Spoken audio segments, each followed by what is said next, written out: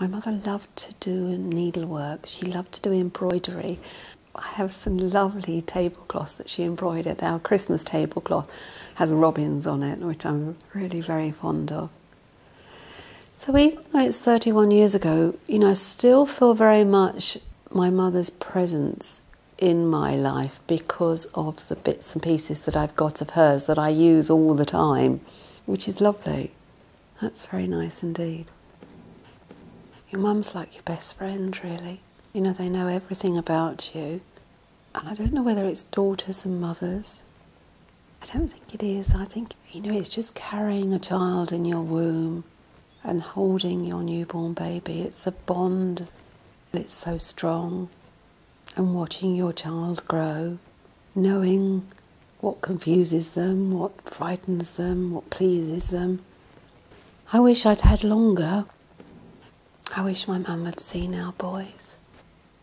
I just miss her really, even all these years.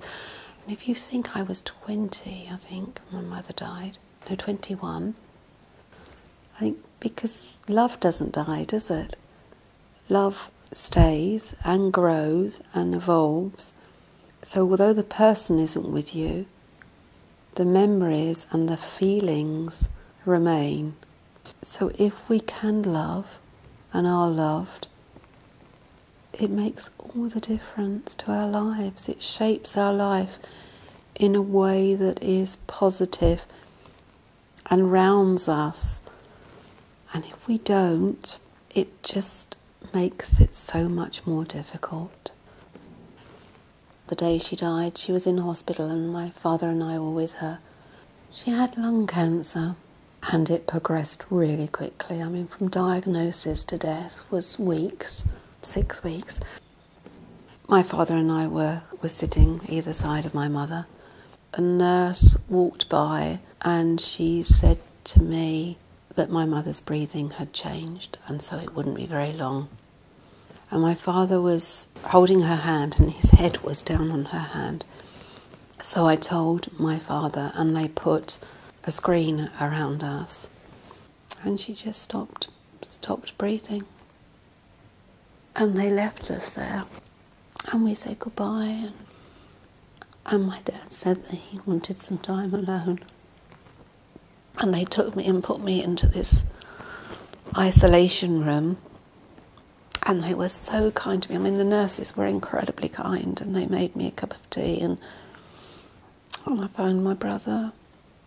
My dad just spent, it felt like half of the day, but it couldn't have been. It was an hour or so with my mother on his own. And she was his world and his life, and he was absolutely devastated. He didn't really ever get over it. He only lived for 5 years after my mother died, and every day was a struggle for him. Because my mother was so full of life and light, and her name was Joyce, and my father used to call her Joy, and he always used to say that she was his joy. Everything was joyful. So this lovely, full of life, happy soul, left this devastation really. Huge, huge void in all our lives. In one sense, nothing changed because my father couldn't, a good 3 years, we didn't go through my mother's clothing or he didn't want anything to change. I just felt so sorry for him. Just broke my heart to think of him alone. He never stopped missing somebody.